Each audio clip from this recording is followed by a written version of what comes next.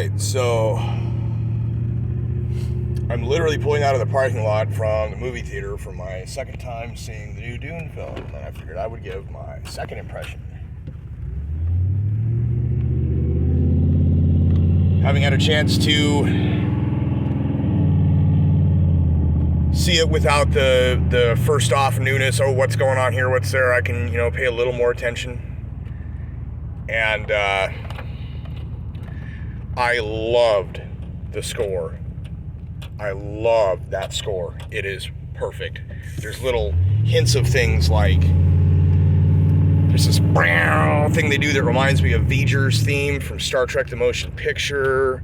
There's stuff that reminds me of the 84 Dune. There's stuff that reminds me of the Sci-Fi Channel Dune. There's stuff that reminds me of Blade Runner, including the buildings. The buildings in Harkonnen are freaking... They look like repurposed Blade Runner set pieces. It's awesome.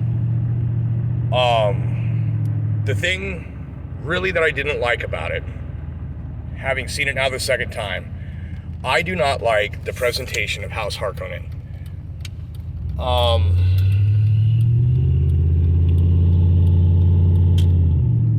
I can really say is it should have been one of those things where, at the very least, the Baron himself, taken off into the country a little bit past the train tracks, and the exhaust will be a little quieter.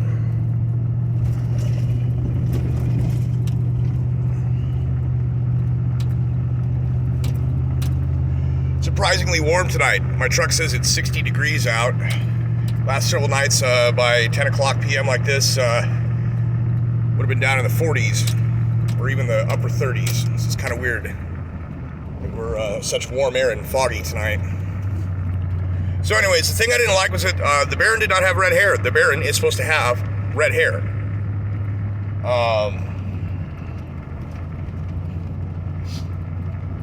The fact that Fade Rautha Harkonnen is not in the first movie at all sucks. I guess maybe other than the beginning opening of the book with the globe, the Baron, Raban, and Fade, I get them not using that, so that's cool. But I'm pretty sure there was some, I don't know, I guess maybe I'd have to go and check, but I thought there was some incidents of Fade Rautha in the first half of the book with, fighting drugged slaves and stuff like that, some backing stuff that would have been nice to have. And of course, Jason Momoa has said that there needs to be a director's cut of both of the first movie and whatever comes after it.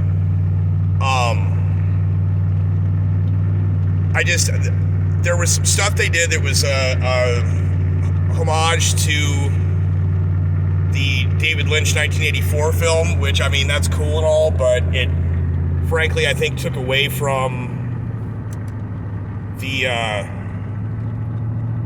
overall effect of the film. The Harkonnens are not supposed to be weird, creepy.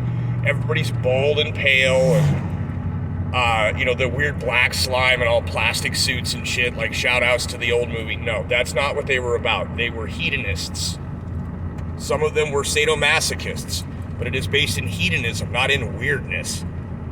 And they all have bright-ass red hair. And it's very important that you recognize that the Harkonnens have red hair in the first story of Dune. Because there's going to be a big old surpriser thing in the second movie, assuming that gets made, that is just better understood if the Baron has red hair.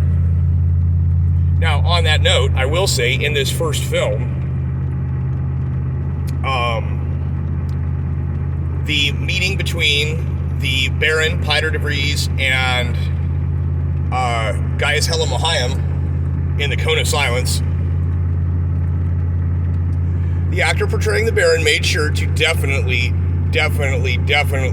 check out the Reverend Mother as she turned and left. And there's this little look on his face, and I had to hold myself back in the theater from being like, yeah, fuck her, because that's what he was doing with his face. Because it's true. It's part of the story, but we'll get to that in the second movie. So anyways, That's my main gripe, is that the Harkonnens were not properly presented. Batista does a good job being Raban, but it's not difficult to be Raban. Curious to see who plays Fade Rautha and how that goes. Sting's shoes are some big shoes to fill, much like the lady that played Liette Kynes was, had some damn big shoes to fill with Max von Sydow. So, second viewing through the movie, it was pretty good. There was a few places where I was like, man, some of the visual cutting here drags a bit for the amount of information presented, but it doesn't ruin the experience, in my opinion. It's a long, sprawling movie. The Lawrence of Arabia feel is supposed to be there. So in that respect, I think it's very successful in accomplishing its goal. Now, whether the average normie can handle it or not, I don't know. I know in the opening weeks of the movie around here, there was 2 or 3 people in the theater. I saw it in the LDX the first time, the big luxury thing with the heated reclining seats. And there was like 5 or 6 people. And today seeing it in the $5 Tuesday night in theater number 10, which is the little screen in the back, which still is a decent size, and the sound system's pretty good. It was rocking and rumbling. I was feeling the power of those worms. There was I want to say probably 10 or 12 people in there this time. So people are still going to see it, more so now. So the tickets sold, the view count, as it were, even if the total amount of money, it's like people are still going to see it. I did notice a couple of things on the second time around that were almost nods to Star Wars, and it's very ironic and interesting to see that in Dune, because Dune influenced Star Wars. Dune came out in 67, Star Wars came out in 77. There is a ton of stuff in the original trilogy that George Lucas put in there that was an attempt to visually produce some of the things described in Dune at a time when the technology to do so was almost non-existent. The Sarlacc Pit is extremely reminiscent of the sandworms in this movie, which is to say these sandworms kind of look like the Sarlacc, which is cool. That's the point, those teeth, except that the Sarlacc just hangs out in the pit and the worms, will come up. But obviously they couldn't budget it to be able to do these giant worms, and they're not the main point. It was just that the first planet that Luke starts off on in Star Wars, happens to be kind of an Arrakis-like planet, Then there's, the moisture harvesting and ecology and the sandstorms and the sand people with their cloaks and sticks. And then there's also, though, the Jawa sand crawlers, those giant treads. And there's a scene where he goes out when they try and rescue the sand crawler in Dune, and you see him sitting, and you've got, the young hero about to begin his quest, feeling the first effects of his mystical abilities, as Luke did in Star Wars, while he's kneeled down next to these giant tank treads in the desert. The iconography of the scene, it's the same. And I loved it. I love all of the little things like that was because it's not just hey, we're trying to remind you of Star Wars. We're showing you that Star Wars took this from here. Took it from Dune. And also, I really like the places where anytime he sets foot out in the desert and there's just spice in the air and it starts to affect him. And it's yeah, dude, imagine you step out of your house and everywhere is a fog, and that fog is really dense marijuana smoke. And you can't help but breathe it in because you're outside in that fog. And then all of a sudden you start tripping balls in the fog. That's kind of what happens every time he goes into the desert. And then once he starts to live in the desert, he's just saturated in it. Which, if you haven't seen or read or are, in any way aware of the storyline, get ready for some crazy stuff in the second half. Walking out of the theater, a lady said, well, I didn't like that ending. I said, well, it's only the first half. This is Dune Part 1. There's the second half of the first book yet to come. And she goes, oh. And I said, yeah. And I said, after that, in the next book after, if they make that movie, from there on forward, 6 or 7 books of Jason Momoa's character being the main character returning. She goes, what? And I said, yeah, I'm not going to spoil it. I'm just saying he comes back. So you better hope they keep making these movies, because these ladies love Jason Momoa. I gotta be honest, I'm jealous of that chin. When he gets the baby face shaven in this movie, I'm like, God, man, I wish I looked that good. Damn it, Jason. Why do you gotta be so friggin' Sigma? Or whatever. Anyways, yeah, jealous. So anyways, great movie. I think the casting was perfect. I think the girl that plays Jessica is amazing. I think people saying they turned this into the movie about Jessica. Have you not if you've only read the Wikipedia page or seen the David Lynch film, then you think that Dune is about Paul Atreides. Dune is not about Paul Atreides.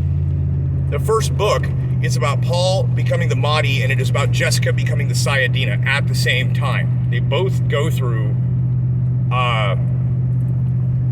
transformations, and there are sections of the book where Jessica is the one who is being shown around by the narrator. You know what I'm saying? Like it's like Paul did this, but there's times when it's Jessica for a second. It's not I did this, or they don't switch first persons, but the second person follows Jessica, as it were, or she is the second to the third person. So it is just as much about her as it is about Paul in the first one. So all the stuff with her worrying about her son and all this conflict between her human emotions of Bene Gesserit training is part of the story because of her heritage. And it says, through your mother you have a lineage and a birthright as well.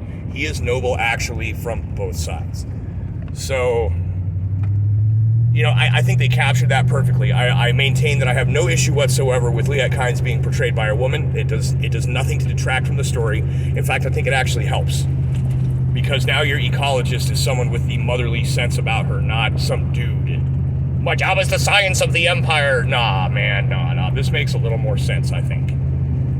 So, I can dig it. I can dig all of it. Like I said, the thing that I really don't like about the way that they did it is that the Harkonnens are too reminiscent of the 1984 movie, and it means that either they intentionally disregarded any of the posthumous background story that was developed by Brian Herbert and Kevin J. Anderson, even though Kevin J. Anderson was a consultant on this film, that the Baron should have red hair. The Harkonnens have red hair. It should be made obvious that they have red hair, and not cartoonishly red hair, just copper top red hair, because it goes along with the thing in the story that comes into the second half. Yeah, so anyways, I'm done with that. Just driven from the parking lot at the theater to pulling into my driveway. This has been my second impression of Dune. I thoroughly enjoyed it. If you haven't seen it, please do. It is good. It is actually bordering on great, and I think the second movie will kind of cap that off and confirm that, because the story's just beginning with them going into the desert. There's so much more. The Holy War, all of it. It's crazy. So, I'm home. I'm done with my review. This will upload overnight, I believe. Everybody have a good night, and remember, walk without rhythm so as not to attract a worm.